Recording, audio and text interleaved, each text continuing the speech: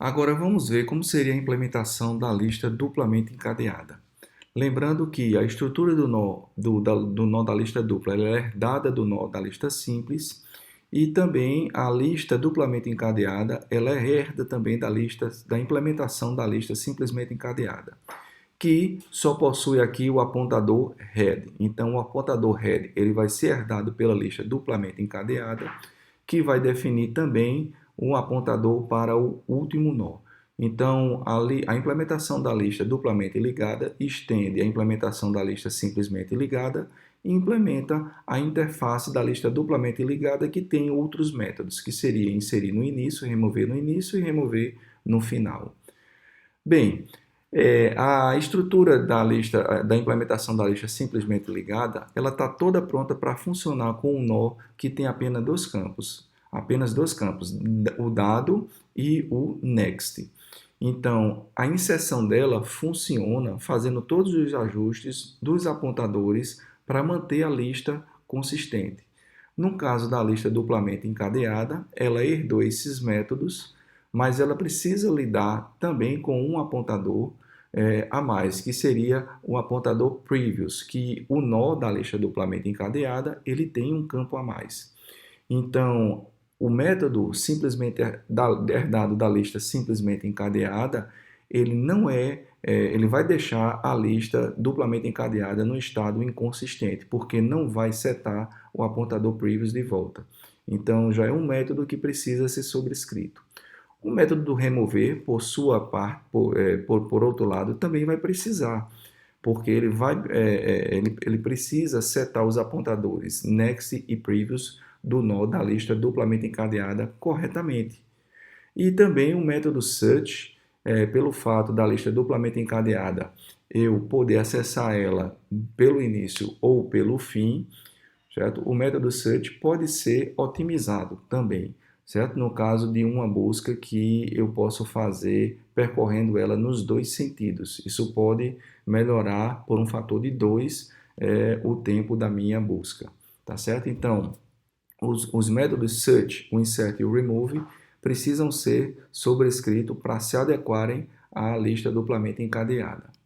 Vamos começar pelo método search, em que eu tenho uma lista aí, por exemplo, que não é vazia, eu tenho o head e o last. A ideia é eu usar dois apontadores auxiliares, um auxiliar para o head, outro para o last, andando em sentidos contrários, de forma que esses apontadores se encontrem ou então eles encontrem o nó que eu estou querendo buscar.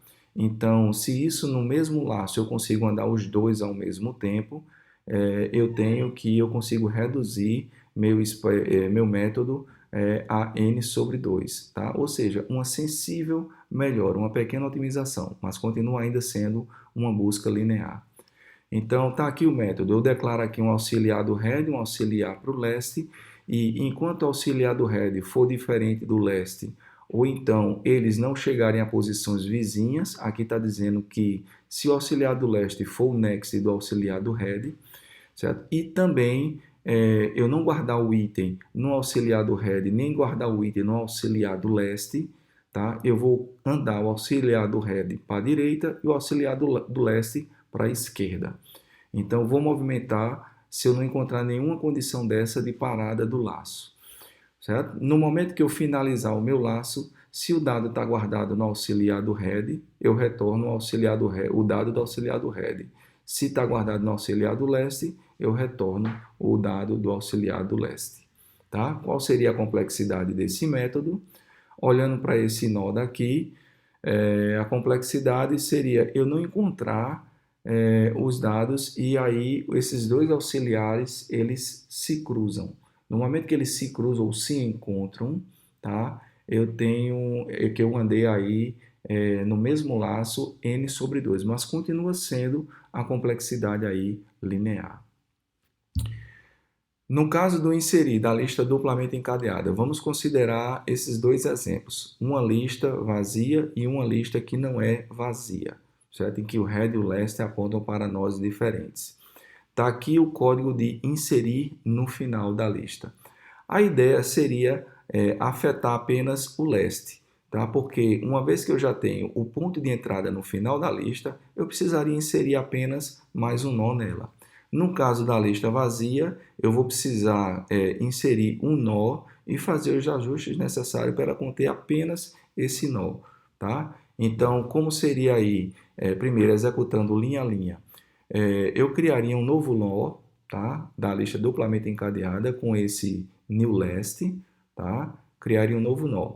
E aí diria que o previous dele é o last, aqui está o efeito na lista vazia, aqui está o efeito na lista que não é vazia, tá? Aí depois eu vou dizer que o last dele é new, né? Já aloquei o next dele já é new, já aloquei aqui e já aloquei aqui também, tá? Depois eu vou dizer que o new last vai ser o next do last. Ou seja, o last aqui no caso da lista vazia está apontando para o new, ele vai ganhar um novo next, que é o new last, e o last estava apontando para o nozinho 3, ele vai passar a apontar para o nó com um novo item que foi inserido aqui. Se acontecer de last ser igual a new, ou seja, aqui é só para tratar o caso que a lista antes era vazia. Então, eu vou mover o head para o novo last. Se last aponta para new, o head também apontaria para new. Então, eu movo o head para o new last, tá? Não fez nenhum efeito nessa lista daqui.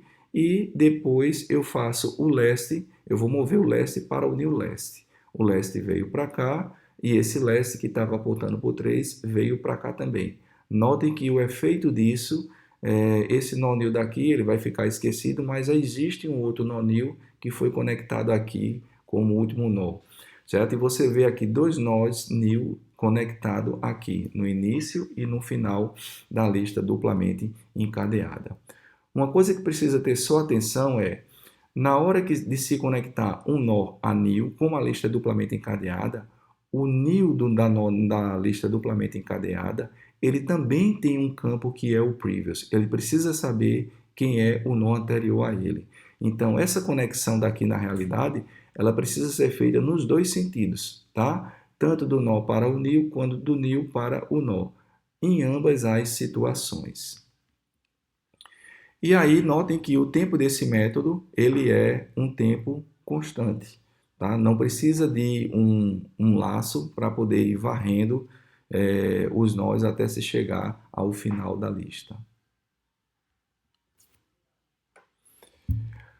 No caso do inserir no início, ele seria praticamente o mesmo código de inserir no final, só que seria na outra extremidade. Então, é um código espelho, tá certo? Do que foi mostrado para o inserir no final e também teria um tempo constante.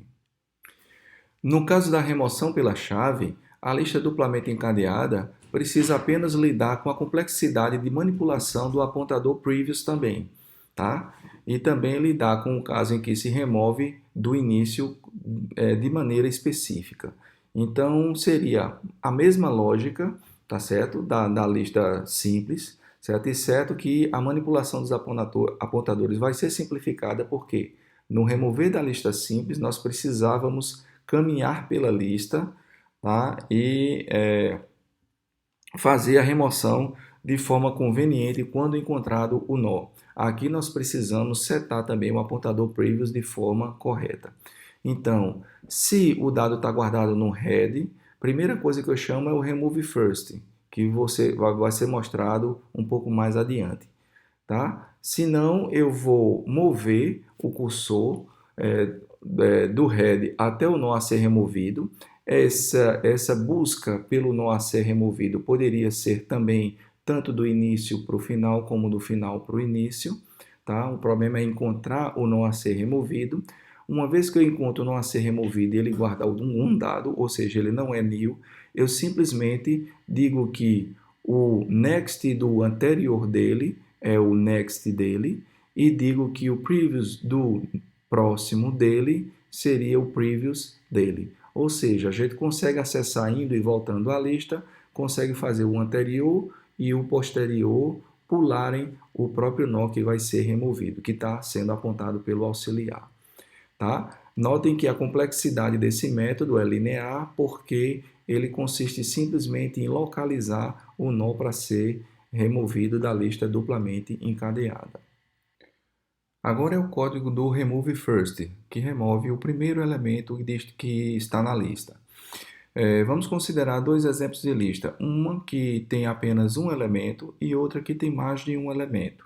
E vamos executar o código e ver o efeito sobre essas duas listas.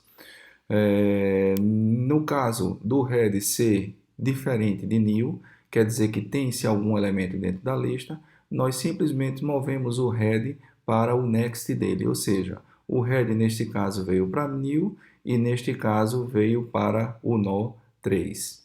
Se acontecer de eu ter movido o head e ele ficou new, tá? Então só vai ter efeito nessa primeira lista daqui.